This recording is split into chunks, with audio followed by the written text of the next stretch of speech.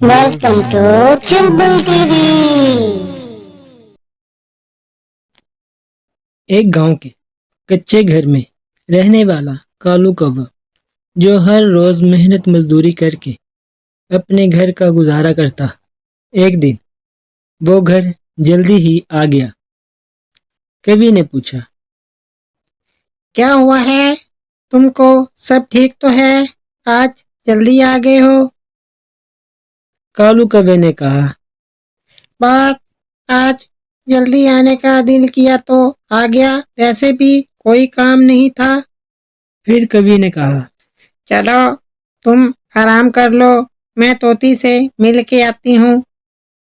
کبھی پھر طوطی سے ملنے چلی گئی اور کالو آرام کر رہا تھا۔ کبھی جیسے ہی طوطی کے گھر آئی تو طوطی نے کہا، ارے آؤ کبھی بہن، کیسے آنا ہوا آج اتنے دنوں بعد؟ کبھی نے کہا، بس کالو آج جلدی گھر آ گیا تھا تو میں نے کہا کیوں نہ تمہارے پاس آ جاؤں۔ طوطی بہت خوش ہوئی اور کہنے لگی، یہ تو بہت اچھا کیا تم نے، میں بھی سوچ رہی تھی کہ تم سے ملنے جاؤں، پر کیا کروں، کام ہی اتنے ہوتے ہیں۔ کبھی نے جواباً کہا، یہ تو ٹھیک بات ہے طوطی بہن، دن ختم ہو جاتا ہے مگر کام ختم نہیں ہوتے۔ چلو میں چلتی ہوں، کالو انتظار کر رہا ہوگا میرا۔ پھر کبھی اپنے گھر کی طرف چل پڑی۔ راستے میں سے ایک کبوتر ملا جس نے پوچھا، کالو کہاں ہوتا ہے؟ کتنے دن ہو گئے ہیں، نظر نہیں آیا۔ پھر کبھی نے جواب دیا، وہ صبح کام پہ چلا جاتا ہے اور جب چھٹی ہوتی ہے تو گھر آ جاتا ہے، وقت ہی نہیں ہوتا اتنا جو وہ کسی سے ملنے جائے۔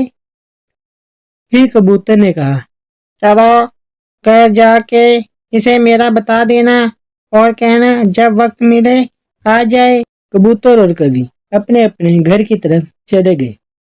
کبھی جب گھر آ گئی تو کالو سو رہا تھا تو کبھی نے کہا، اٹھو، اٹھ جاؤ، کھانا کھا لو پھر سو جانا۔ کالو اٹھا، دونوں نے کھانا کھایا اور بیٹھے باتیں کرنے لگے۔ پھر کبھی نے کالو سے کہا، آج راستے میں مجھے کبوتر ملا، تمہارا پوچھ رہا تھا، کہہ رہا تھا کہ جب وقت ملے تو آ کر مل ہی جاؤ۔ کالو نے کہا، ٹھیک ہے، وقت ملتے ہی مل آؤں گا۔ رات ہو رہی تھی، پھر دونوں سو گئے۔ صبح اٹھ کر کالو کام کرنے چلا گیا اور کبھی گھر کے کاموں میں لگ گئی۔ آج کالو کو کوئی کام نہیں ملا۔ وہ پہلے تو بہت پریشان ہوا، پھر اس یقین سے چل پڑا جس نے پیدا کیا ہے وہ بھوکا نہیں رہنے دے گا۔ اس کو یاد آیا کہ کبوتر اس سے ملنا چاہتا ہے۔ وہ کبوتر کی طرف چل پڑا۔ کبوتر نے کالو کو دیکھا اور کہا، ارے واہ بھائی، تم نے تو کمال کر دیا، اور کیا کھاؤ پیو گے؟